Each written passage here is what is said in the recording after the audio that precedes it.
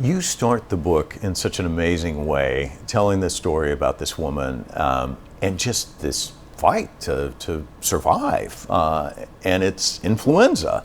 And most of us, I think of it as a nuisance. You know, it's like a cold, the flu. It's not that big a deal, but it is a big deal. And this isn't 1918 that you're talking about. This is a woman, and it's 2013. Tell her story. Sure. So it's interesting that when I was thinking about how to start the book, I was a little concerned that if we tell a very dramatic story, we will be telling something, a part of the story of flu that isn't really representative. Because as you say, the flu for most of us is a mild nuisance. But here's the paradox with influenza. It's both a mild nuisance and a killer disease. And short of it killing you, Autumn's story is really about as far as you can go in grappling this disease and coming close to death. So Autumn Redinger, back in 2013, a mother of two, going about her daily business over Christmas time, went out for dinner one evening, didn't feel so well, but went out for dinner, came home, starts texting her friend who she'd had dinner with, and the friend realizes that her texts are all garbled. And he gets worried, he comes over and he finds her just odd and really not making a whole lot of sense. They find some childcare for her two children, they take her to the hospital, and she rapidly gets worse. They actually did a rapid flu test there that was negative. They didn't think she had the flu, but even though her labs were basically okay in the ER, did a chest x-ray, it looked okay, something was wrong. They admitted her, they gave her some antibiotics out of what we call an abundance of caution. But by the morning, she was so much sicker that she needed a breathing tube to be inserted. They had to medevac her to another hospital where she remained literally at death's door for some time. And it turned out that she had contracted influenza. And in a matter of hours, it had brought her from a healthy person eating dinner with a friend to somebody who was on life support. She was flown to Pittsburgh, to a hospital there where they put on something called ECMO, which is essentially a heart-lung machine. This machine does the work of our lungs and our heart. The influenza virus had not only gone into her lungs, which is a very common pattern, that's why we cough and bring up sputum when we have the flu, but the virus had actually gotten into her heart as well and stunned her heart.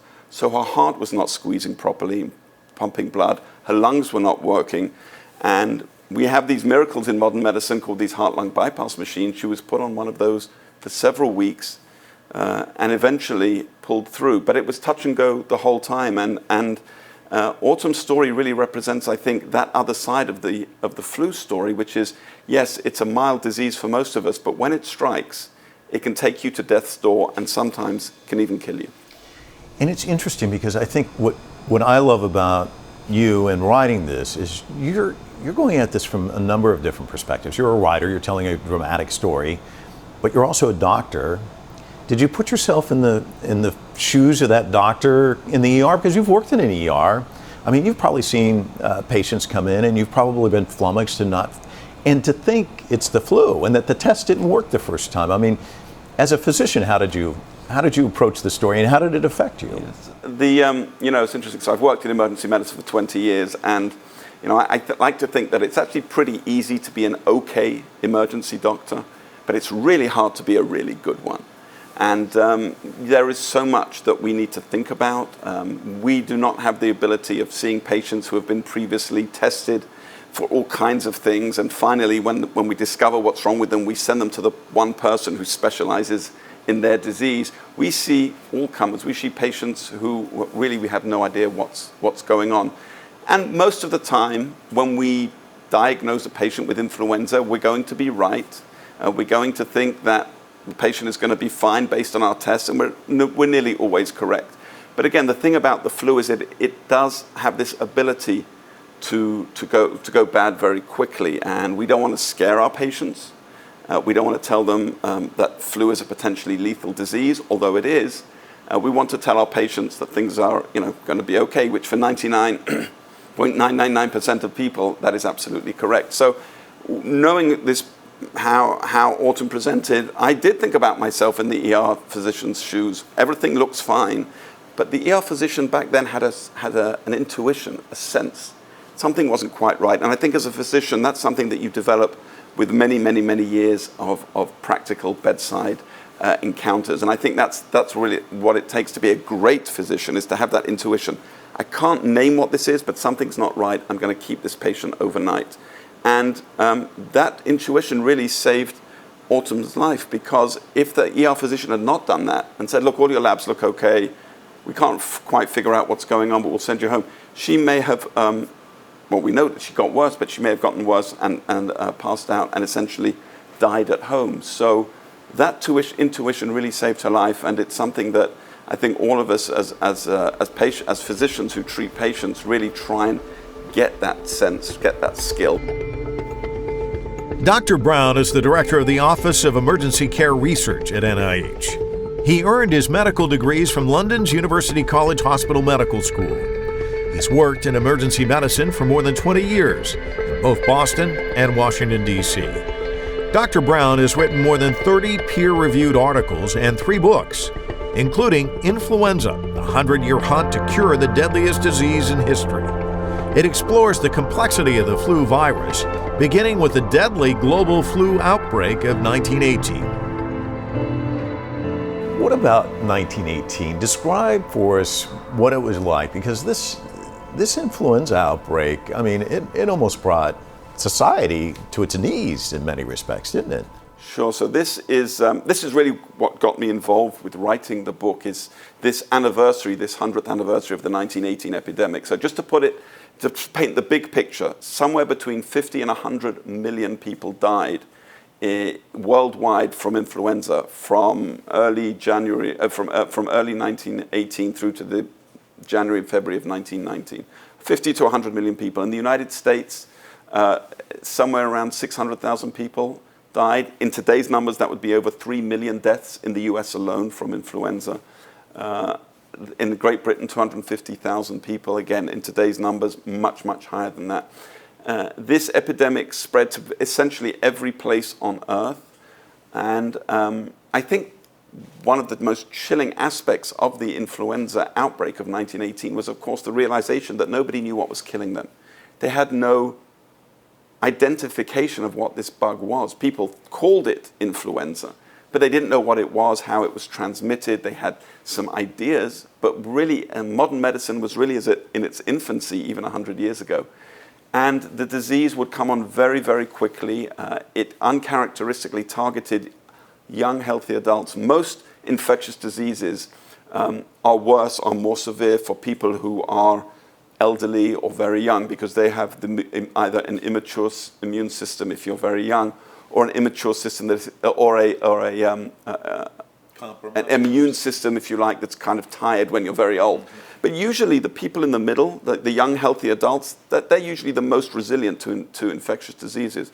This influenza virus of 1918, it seemed to have a target on this young adult population, and they were actually at higher risk than the typical populations. And so the disease of 1918, the influenza of 1918, killed young adults in far higher numbers than you would have suspected. And it decimated towns and villages, factories closed. Of course, it was it came at the tail end of the Great War of 1914-18. So the disease was transmitted at very, very high rates in the army camps that were both on the continental United States and in France and Europe. People were in very great proximity to each other, so the disease was coughed and sneezed over each other, and so the disease spread very rapidly among the soldiers and recruits of 1918. And as I said, when it was all said and done, somewhere in the region of 600,000 people in the US, 3 million in today's numbers, were dead, and they still didn't know what it was that had killed them. And there was no treatment. Back in those days, there were no antibiotics. And so if you came down with a complication of the flu, like pneumonia, it would kill you. And it has actually been suggested that it wasn't the flu itself that was causing all these casualties and fatalities, but actually what most people were dying of were the complications of flu, were these bacterial secondary infections in the lungs that all doctors could do was stand around and watch and wait. That was all that they could do. So you had this disease that was wiping out the young, healthy population, and people didn't know what it was called, and they had no cure for it. They had some suggestions, and we can perhaps talk about those. They had some things that they would try, but nothing that we would today consider to be anything like effective medications. Well, you said suggestions. I mean, one of the things I really love about your book is you detail, the efforts to combat influenza. I mean, bloodletting, you have the story about George Washington, the first president of the United States, and enemas, and I mean, all these different approaches, which clearly were not the right approaches. I mean, we've come, I mean, obviously we haven't combated it all the way, but we've come pretty far from the good old days, haven't we? It's amazing to think about how flu was treated back in 1918, 100 years ago. So that's in the lifetime of my own grandfather. As you said, some of the common treatments included bloodletting, in which a needle would be inserted into the forearm and blood would literally be taken out. And this was a form of treatment that has been around for 2,500 years and yet remained in use in the early 20th century. In fact, this was one of the most surprising things that I found in my research, was a description of bloodletting in the army camps in Europe in 1916 and again in 1918. So here you had physicians, actually in this instance they were British physicians, who described bloodletting, removing the blood of young healthy people who had the flu in hopes of curing them. And of course when it didn't cure them, one of the papers says, well, the reason we think it didn't work is perhaps we tried it too late in the course of the disease, and perhaps we should have tried it earlier. Of course we know that this is a nonsense. This is a nonsense treatment. And yet it was being used just 100 years ago. Everybody was prescribed enemas. Physicians felt that enemas were good for you. Whiskey was prescribed, although the chief British medical officer suggested champagne would be a good treatment for influenza. Tree barks were given. Mercury, which is highly toxic, was given. And it's really this smorgasbord, this picnic of all different kinds of treatments, and it's a wonder that patients manage to get through it with all these physicians around. Probably the best treatment would be stay far away from your physician and hope that it gets better.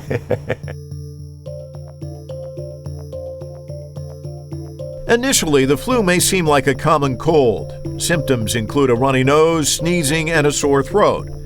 But a cold usually develops slowly, whereas the flu tends to hit suddenly. One of the symptoms, obviously, with the flu is fever. Is that a good thing? I mean, should people be nervous about this? I mean, what do you tell the patients when they come to you? Oh my God, I've got this fever. Yeah. So fever is the body's response to an infection. Most people who study the evolution of viruses and bacteria appreciate that the body's temperature is raised for a reason, and that probably we fight infections better when our body temperature goes up a little bit. That's why we have evolved to mount a fever.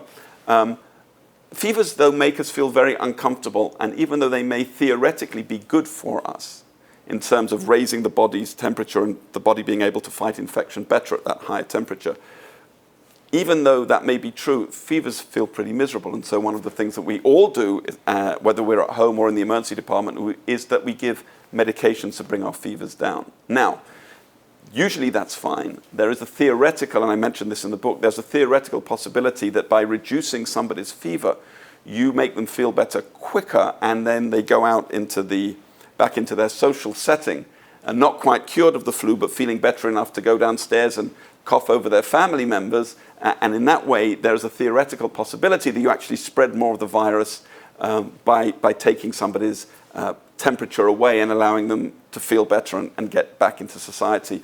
It's a theoretical risk. I don't think any of my patients would be happy if I sat down with them and told them that there's a theoretical risk of doing this, and therefore I'm not going to treat your flu with a medication to take the fever away. So we all treat the flu with these medications, but it is important to remember that the body's response to infection with a fever is probably the right thing to have in terms of an evolutionary mechanism to fight infection. In order to better understand the virus, researchers closely study flu samples, including preserved tissue from the deadly 1918 virus. Here we are on the NIH campus, and the 1918 virus is here. But it might as well be in Fort Knox, the way you describe it. It's not easy to get at, is it? That's right. It's actually in a padlock freezer. in a building that is only accessible once you go through very high level of security. Actually, you're not allowed cell phones or thumb drives.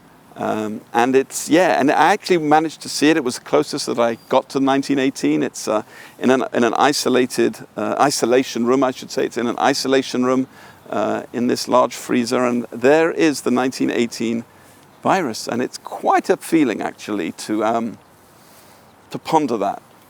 There are a few places in the United States and a couple in the world that have the virus and that actually still do work on it. And here on the NIH, this is one of the campuses that does hold the virus, and they have a very, very active research program in influenza. Many, many millions of dollars a year are spent here on influenza.